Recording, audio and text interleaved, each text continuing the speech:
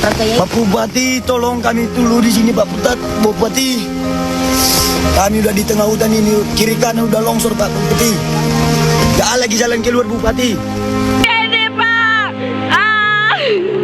oh bayar anda ini, ini anak-anak.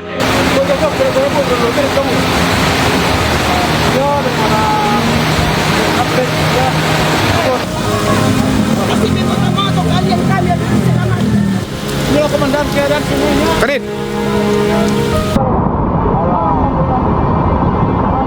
Allahu Akbar, la ilaha illallah. Allahu Akbar, la ilaha illallah. Wih, astagfirullahaladzim ya Allah. Wih, ya ampun ya Allah. Astagfirullahaladzim. Ya Allah, ya Allah.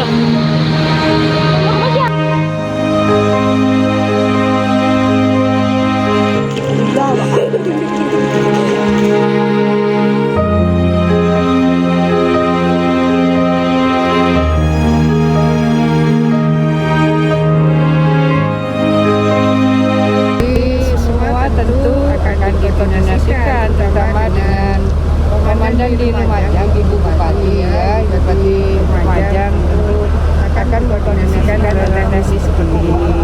Masa yang tadi disampaikan Ibu Bupati bahwa ada SD yang tertimbun rata.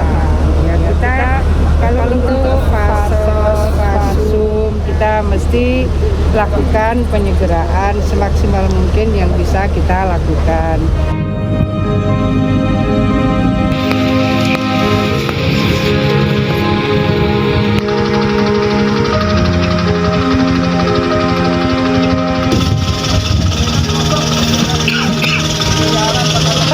Badak merah gelap lur, kabut membumbung tinggi lur, gelap sekali. Semoga selalu aman dali terus lur, doanya ya lur ya.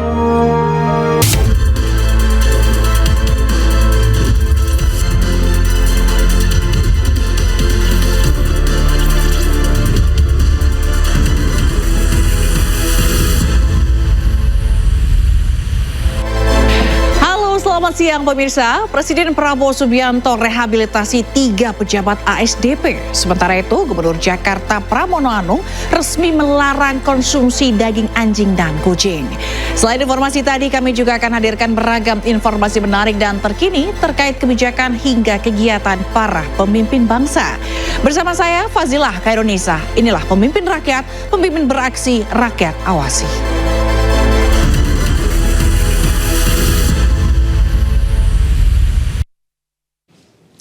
Pemirsa, Presiden Prabowo Subianto memberikan rehabilitasi kepada ex-dirut ASDP Ira Puspadewi. Selain Ira, rehabilitasi juga diberikan kepada 2 orang di jajaran ASDP, yakni Muhammad Yusuf Hadi serta Hari Muhammad Adi Caksono.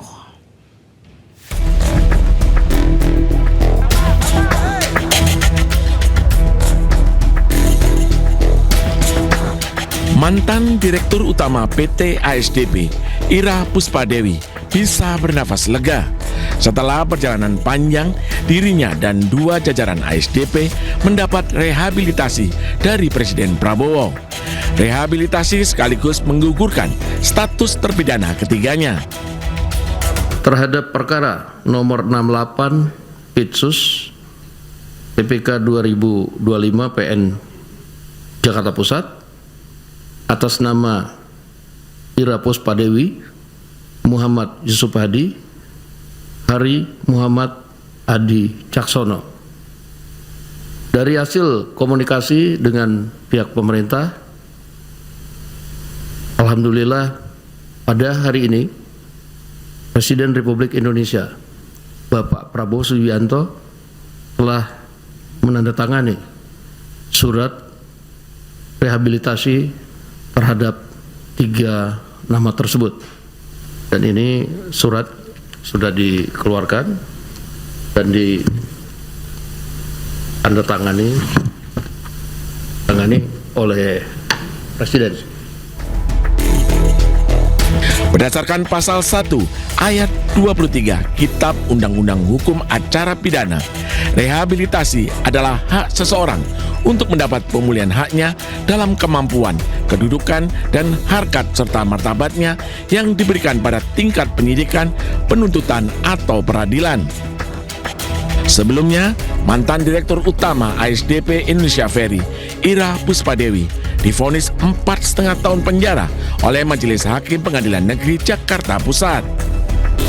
Selain itu, Ira juga didenda 500 juta rupiah, subsidiar 3 bulan kurungan. Vonis ini lebih ringan dari tuntutan Jaksa Penuntut Umum KPK, yakni 8,5 tahun penjara. Meski terbukti memperkaya orang lain atau korporasi, Ira dinilai tidak menerima keuntungan pribadi sehingga tidak dikenakan pidana berupa uang pengganti.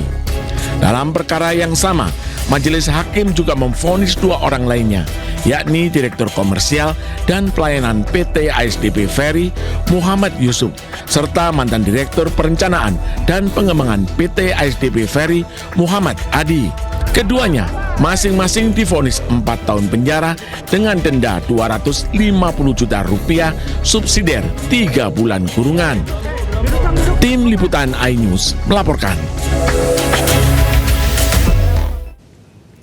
Pemirsa, perang melawan mafia impor barang bekas ilegal semakin digencarkan pemerintah. Menteri Keuangan Purbaya Yudi Sadewa pun terus membenahi bea cukai yang menjadi garda terdepan masuknya barang ke Indonesia.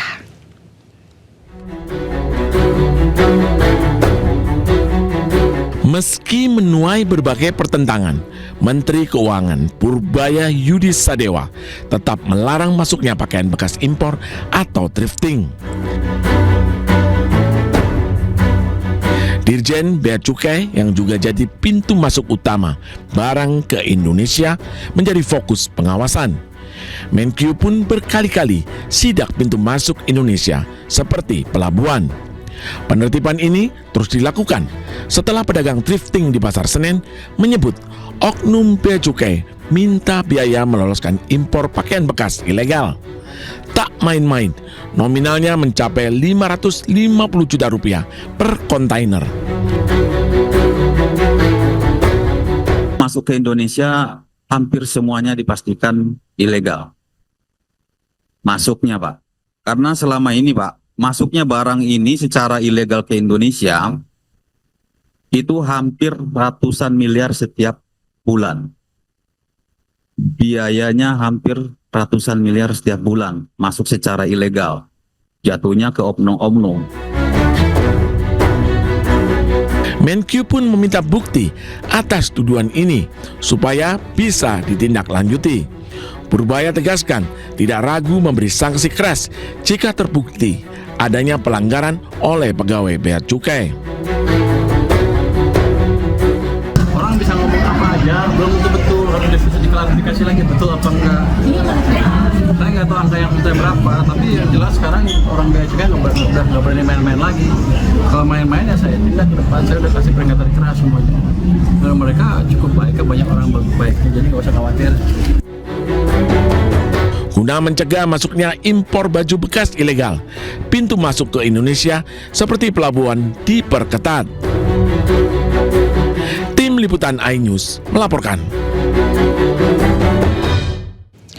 Sebuah bandara di Morowali, Sulawesi Tengah beroperasi tanpa melibatkan otoritas negara. Menteri Pertahanan Syafri Samsudin segera mengevaluasinya agar tidak menjadi ancaman kedaulatan negara.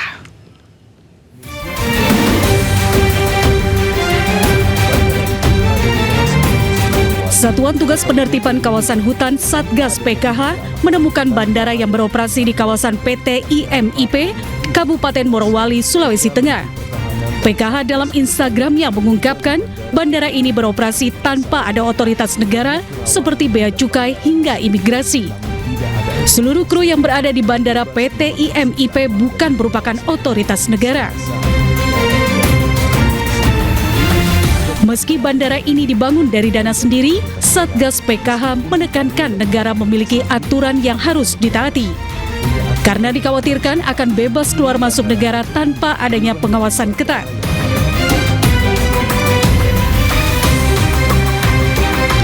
dugaan adanya bandara tanpa otoritas negara diungkap Menteri Pertahanan Syafri Samsudin saat melakukan peninjauan intensif di Morowali, Sulawesi Tengah dalam rangka simulasi pertahanan terintegrasi TNI. Bandara yang tidak memiliki perangkat negara yang bertugas di dalam bandara tersebut. Ini merupakan hal yang anomali di dalam negara Kesatuan Republik Indonesia yang kita harus menegakkan regulasi, tapi ternyata masih terdapat celah-celah yang merupakan kerawanan terhadap kedaulatan ekonomi, bahkan juga bisa berpengaruh kepada stabilitas nasional. Sementara itu, Bandara Indonesia Morowali Industrial Park atau IMIP tercatat dalam situs Kementerian Perhubungan Republik Indonesia, Direktorat Perhubungan Udara. Bandara IMIP dikelola oleh pihak swasta. Bandara ini berlokasi di Desa Fatuvia, Kecamatan Bahodopi, Morowali, Sulawesi Tengah. Usai jeda kita akan melihat kado dari Presiden Prabowo bagi penyalur MBG dan petugas KB. Jangan kemana-mana, tetaplah di iNews.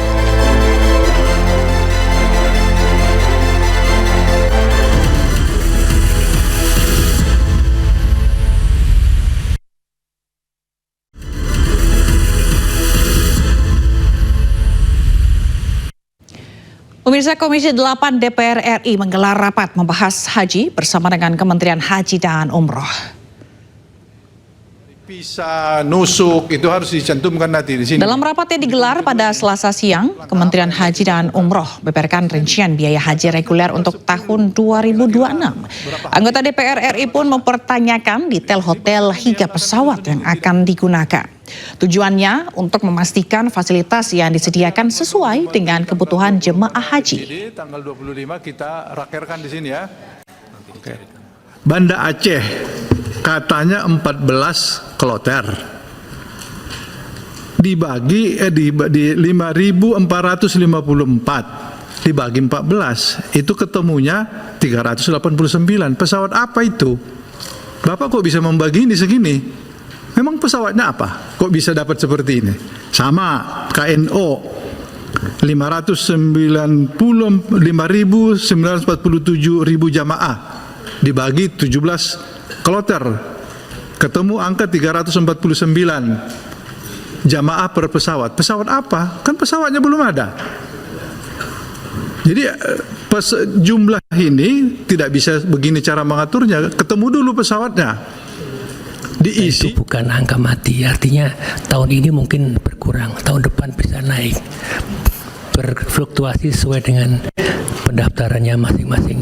Itu seperti tahun ini yang di Jawa Timur itu rata-rata pendaftaran pada tahun 2011, yang di Jawa Barat rata-rata pendaftaran tahun 2013-14. Kemudian yang kedua tentang perpindahan pegawai dari PHU di Perpres 92 sudah disebutkan bahwa selama dalam proses transisi semua kegiatan. Pemirsa, Kapolri Jenderal Listio Sigit Prabowo memerintahkan jajarannya untuk cepat tanggap merespons aduan masyarakat. Perintah ini disampaikan saat apel jajaran Kepala Satuan Wilayah atau Kasatwil 2025. Kapolri menyebut akan terus menggencarkan sosialisasi call center 110 untuk merespon cepat terhadap gangguan keamanan dan ketertiban masyarakat. Layanan 110 beroperasi 24 jam untuk memastikan setiap aduan dan laporan dapat langsung ditindaklanjuti oleh polisi.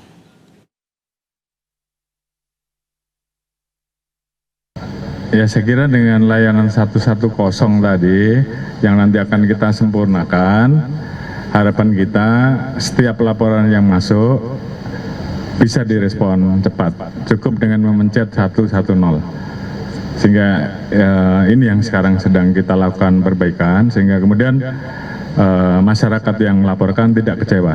Harapan kita dengan memencet 110 maka respon segera bisa diperoleh, kehadiran masyarakat, kehadiran polisi terkait dengan apa yang menjadi pengaduan masyarakat juga segera bisa ditindaklanjuti, termasuk juga tadi kita memperkuat pengawasan di bidang propam, sehingga hampir di semua tempat itu kita tempel pengawasan, sehingga begitu masyarakat melihat ada Polri yang mungkin melakukan pelanggaran bisa langsung lapor, dan tadi sudah kita tekankan bahwa propam harus segera lanjuti. Mungkin kalau dilihat mungkin di halte, di ruang hotel, di lift, itu semuanya sudah kita pasang bagaimana kalau ada masalah tinggal pasang barcode. Ya, sementara itu Presiden Prabowo Subianto bakal beri bantuan motor pada seluruh tim pendamping keluarga, TPK, dan penyuluh KB yang turut mensukseskan makan bergizi gratis. Dan dalam laporannya, Menduk Bangga Kepala BKKBN Wihaji ini menyebut 42.000 TPK telah mendistribusikan bantuan secara langsung kepada masyarakat.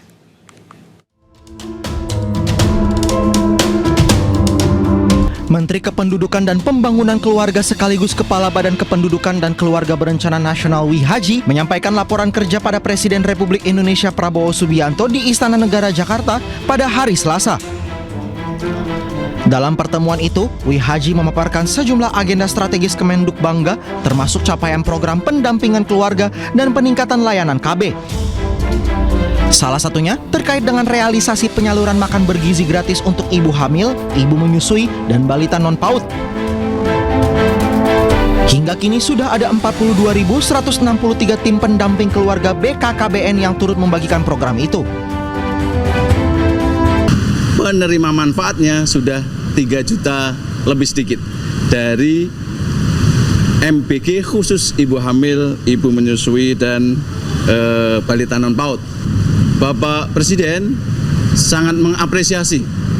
Terima kasih kepada para TPK se-Indonesia, tim pendamping keluarga yang sudah mendistribusikan MBG ibu hamil, ibu menyusui, dan balita non-PAUD.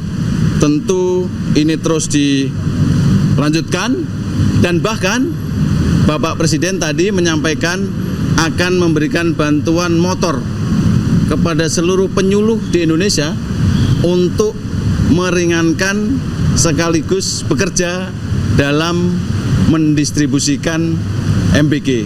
Motor ini khusus para penyuluh KB dan PLKB.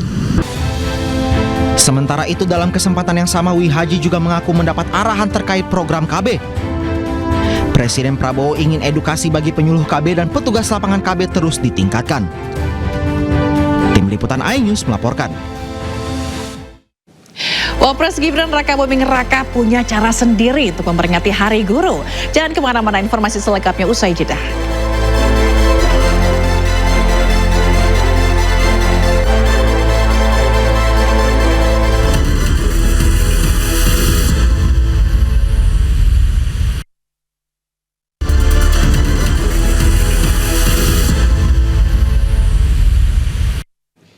Pemirsa, kabar melegakan bagi pecinta hewan karena Gubernur Jakarta resmi mensahkan larangan perdagangan daging kucing dan anjing. Aturan tersebut dituangkan dalam Pergub setelah mempertimbangkan masukan serta saran dari komunitas pencinta hewan. Jakarta menunjukkan keseriusan untuk menjadi kota ramah hewan. Baru-baru ini Gubernur Jakarta Pramono Anung resmi melarang perdagangan dan konsumsi anjing dan kucing. Larangan ini tertuang dalam peraturan gubernur yang menutup rapat celah jual beli serta penyembelihan hewan penular rabies seperti anjing, kucing, termasuk kelelawar. Saya telah menandatangani Pergub nomor 36 tahun 2025, larangan untuk memperjualbelikan hewan penular rabies atau HPR untuk tujuan pangan baik dalam bentuk hewan hidup maupun berupa daging dan atau produk lainnya baik mentah maupun dalam olahan. Alasan utama Pergub ini ditandatangani tak lepas dari alasan kesehatan serta kesejahteraan manusia. Di antaranya untuk menghindari risiko penularan rabies, kesejahteraan hewan itu sendiri, serta terakhir mencegah peredaran daging berbahaya yang telah terkontaminasi bakteri. Aturan baru ini menjadi langkah penting pemerintah Jakarta untuk menjaga kesehatan warganya, sekaligus peduli terhadap nasib hewan. Tim Liputan iNews melaporkan. Sementara itu, Majelis Ulama Indonesia (MUI) mengeluarkan fatwa haram pengenaan pajak untuk berbagai kebutuhan pokok masyarakat. Di antaranya sembako, rumah yang dihuni, hingga pajak gaji karyawan di bawah 7 juta. Fatwa itu dirilis dalam Munas MUI akhir pekan lalu. Hidup makin susah, harga pangan mahal, gaji pas-pasan, dan beli rumah pun tak terjangkau. Di tengah segudang kesulitan itu, Majelis Ulama Indonesia atau MUI merilis fatwa baru soal pengenaan pajak. Dalam Munas akhir pekan lalu, MUI menegaskan pajak hanya boleh dikenakan bagi warga yang mampu secara finansial. Dalam daftar fatwa baru, MUI mengharamkan pengenaan pajak bagi karyawan dengan penghasilan di bawah nisab zakat mal, yaitu 85 gram emas. Ketua MUI bidang fatwa Asrorun Ni'am menjelaskan batas nisab emas bisa jadi acuan penghasilan tidak kena pajak atau PTKP. Merujuk aturan Basnas, nisab 85 gram emas setara dengan 85 juta rupiah. Ini artinya karyawan dengan gaji 7 juta ke bawah tidak boleh dikenakan pajak. Selama ini dalam aturan perpajakan, hanya karyawan bergaji 4,5 juta per bulan yang tidak dikenakan pajak penghasilan. Selain soal pajak gaji karyawan, MUI merilis fatwa haram pengenaan pajak terhadap beberapa kebutuhan pokok masyarakat. Di antaranya pajak bumi dan bangunan yang dihuni tidak boleh dikenakan pajak berulang. Bahan kebutuhan pokok seperti sembako juga haram dikenakan pajak. MUI menegaskan pajak hanya boleh dikenakan untuk kebutuhan sekunder dan tersier. Barang konsumtif yang merupakan kebutuhan primer, khususnya sembako, itu juga tidak boleh dibebani pajak. Kemudian bumi dan bangunan yang dihuni dalam pengertian dia non-komersial tidak boleh dikenakan pajak berulang. Karena pada hakikatnya dia tidak berkembang. Sementara itu, Dirjen Pajak mengaku akan berkoordinasi dengan MUI soal fatwa pajak, mengingat PBB selama ini dipungut oleh Pemda, bukan pemerintah pusat. Karena sebenarnya yang ditanyakan tuh PBB P2, pedesaan perkotaan, pemukiman itu di daerah. Di kami hanya PBB yang terkait dengan kelautan, perikanan, sama pertambangan, sama kota. Saat ini, pemerintah telah membebaskan bea perolehan hak atas tanah dan bangunan atau BPHTB dan IMB bagi masyarakat berpenghasilan rendah. Tim Liputan iNews melaporkan. Wakil Presiden Gibran Rakabuming Raka meninjau pelaksanaan program makan bergizi gratis di SMA Negeri 14 Jakarta. Kunjungan Gibran bertepatan dengan peringatan Hari Guru Nasional.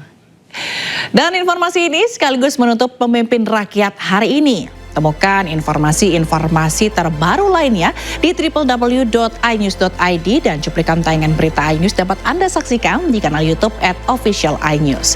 Saya Fazilah Kairunisa dan kerabat kerja yang bertugas pamit undur diri. Pemimpin Rakyat, pemimpin beraksi, rakyat awasi. Terima kasih dan sampai jumpa.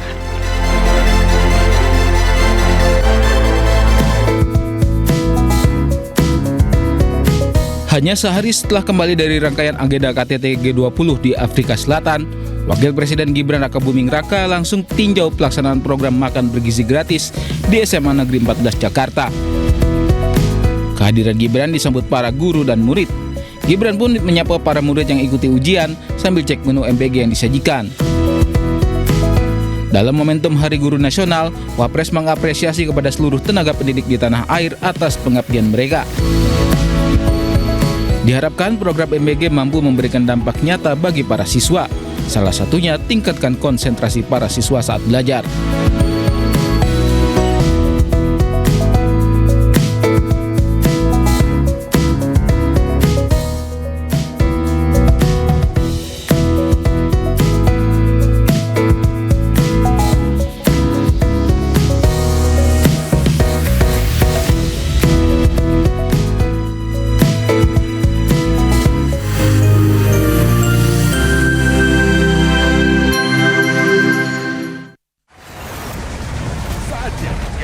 Tentukan arah. Siap bersuara? Dialog inspiratif bersama narasumber terkemuka. Audisi calon jurnalis muda iNews. Live stage performance musisi tanah air. Dimeriahkan oleh, dipandu oleh Jangan lewatkan iNews Media Group Campus Connect, Connecting Ideas, Inspiring Future.